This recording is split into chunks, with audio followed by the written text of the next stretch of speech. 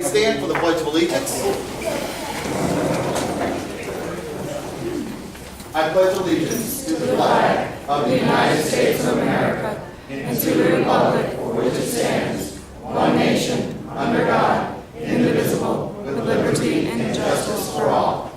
Okay, and a moment of silence for our troop and our community here.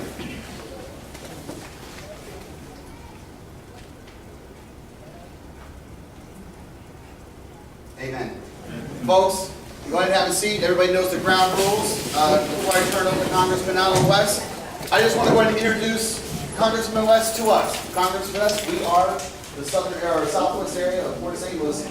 Congressman West, we are, a lot of people in here tonight are volunteers. You can volunteer in our community. I want to go ahead and ask my board of directors, you're in here, stand up. I also want to ask, real quick, anybody who is in here that volunteers, whether at a church, in a community center, umpire at Little League Baseball, whatever, stand up. Jill, I know you do. And there it is.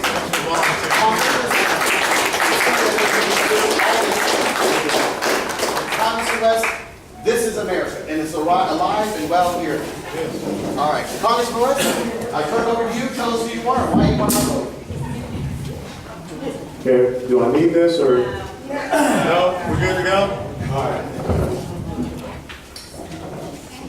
Okay, let me kind of give you a little bit of my background to introduce myself. You know, I was born in the inner city of Atlanta, Georgia. Exact same neighborhood that Dr. King was born and raised in. As a matter of fact, my elementary school was across the street from Ebenezer Baptist Church. My mother and father, both deceased now. My father was born in 1920. He served in World War II during in the European Theater of Operations. My mother was born in 1931. She also has passed away due to liver cancer back in 1994. She did 25 years civilian service with the 6th Marine Corps District Headquarters in Atlanta, Georgia. So I came up in a military-oriented style of household. My father, after he suffered from his injuries in World War II, he came back and he ended up working for the VA hospital in Atlanta, Georgia. So I was raised around veterans. My older brother, who still resides back in Georgia, he is a Vietnam-era Marine. I did 22 years of service in the United States Army myself. I was a paratrooper. I was in the artillery. I graduated from the University of Tennessee. That's where I got my bachelor's degree and my commission. I've been married for 23 years to Dr. Angela Graham West. She's truly a brilliant woman. She's originally from Jamaica. Her father was also a career military man, 2 tours of duty in Vietnam. She has an MBA and a PhD. She works for Raymond James Financial Planning. We have 2 daughters, Aubrey and Austin, 18 and 15. As a matter of fact, Aubrey will be 19 in less than a week. And she's a freshman at Nova Southeastern University down in Davie. Our youngest, Austin, is a freshman in high school.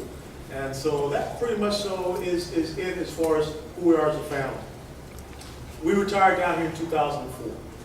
And after my wife being drugged all over the world as a child of a military man and then the husband of a military man, I asked her, wherever you want to go. And her being originally from Jamaica, she has a lot of family down here in South Florida, to include family up here in Port St. Lucie. So she asked for South Florida, and I told her that's fine because I did not want to be cold. I didn't want to shovel any snow. I had enough of that in my career in the military. So we came down here in 2004. I taught high school for a year at Deerfield Beach. And that was a pretty tough experience. And you know, I enjoyed teaching high school so much for that 1 year that I volunteered to go back to Afghanistan for 2.5 years. Yeah, I tell that story because I tell folks, you're going to be in a combat zone. I guess you need to have something to, protect yourself. But that 1 year showed me that we got to do something about educating our young people. Because as I tell folks, teaching a kid how to take a test is not teaching a kid. So we really have to talk about what does education need to be in the 21st century, because our young people are much smarter. That young man over there is far smarter than probably I ever could have hoped to have been at that same age. So we got to do some things with that. While I was in Afghanistan, and understand, 5 years ago, I was sitting in Camden Harbor in the desert, working and training with the Afghan Army. Some people asked me, when I came back from that assignment as a civilian military advisor to run for Congress, I did in 2008, came a little short. And people said, we really want you to run again. And so I did. And in 2010, we were successful. I was elected to Congress. You're looking at a guy who's never been in politics in his entire life. Never been state house, city council, none of that. But what people came to me and said, it is about principles and values. It's about standing up for honor, integrity, and character, which if you know about being in the military, that's our cornerstone. And I think those are the things that disappoint me the most being up in Congress. Both sides. You gotta get people that don't look at their own self-interest, but they look at the American interest. They don't look at special interests, they look at the interests of the American people. But the most important thing is you gotta have people that come down here and tell you what you need to hear, not what you want to hear in order to get your vote. So I'm not here to pander to you. I'm not here to suck up to you. I'm here to tell you that the United States of America is in a very tough situation right now. When you think about the $15.6 trillion in debt that we owe, and the fact that that's going to go up to $16.2 trillion, and it could go up to $26 trillion within the next 10 years, we're destroying the future for our young people. Every single one of you sitting out here today, the price tag on your head is over $49,000. That's how much each person, man, woman, and child, will have to write a check for in order to get rid of the debt of the United States of America. When you look at the gas prices that we have here in our country, it's very simple.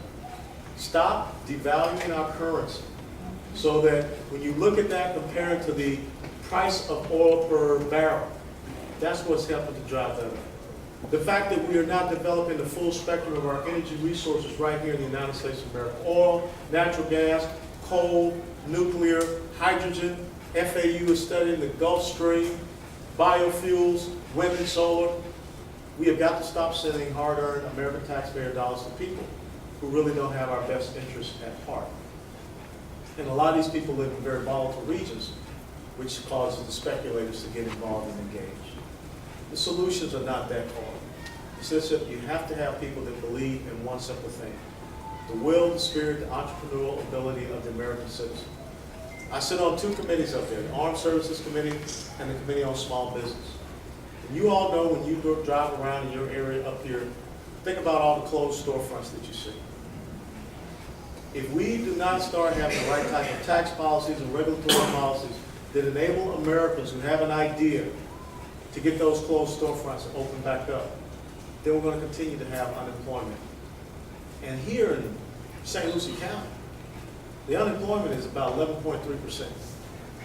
It's higher than the state average, it's higher than the national average. Here in St. Lucie, 1 in every 311 homes is foreclosed.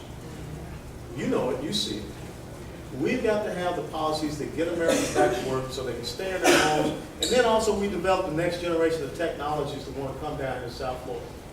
But it's all about saying that this area is open for business. The United States of America is open for business. We need more of the VGTI. We need more of the Tory Pines. That's okay, it's nice music. I stopped dancing a long time. And these old bad knees couldn't handle it. Well, you know, I was speaking over at the St. Lucie Civic Center. And it was an interesting question that someone asked me. They said, what are you going to do to create jobs here? Now, if a politician comes down and tells you that they're going to create jobs, run away from it. Because politicians don't create jobs. What politicians are supposed to do is understand that with the right type of fiscal policy, tax and regulatory policy, you set the conditions for you to be able to open up a business and hire a few Americans, for you to be able to take that business to expand it and grow it.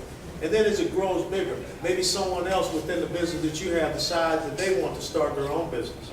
When you look at our corporate business tax rate, which on April Fool's Day, we became #1 in the world with the highest corporate business tax rate at 39.6%. State corporate business tax rate is another 4 to 7%. You're crushing people. We have to have those policies that say America's open for business. And that's why I say if you lower tax rates, if you get rid of loopholes and deductions, except for 3, I believe you need to keep child tax credit, mortgage interest tax deduction, and charitable contributions. But other than that, let's get the money back into your pockets. Because when you go to Washington, D.C. right now, the thing that you see are a lot of construction cranes. If we're building in Washington, D.C., you're not building down here in St. Lucie County.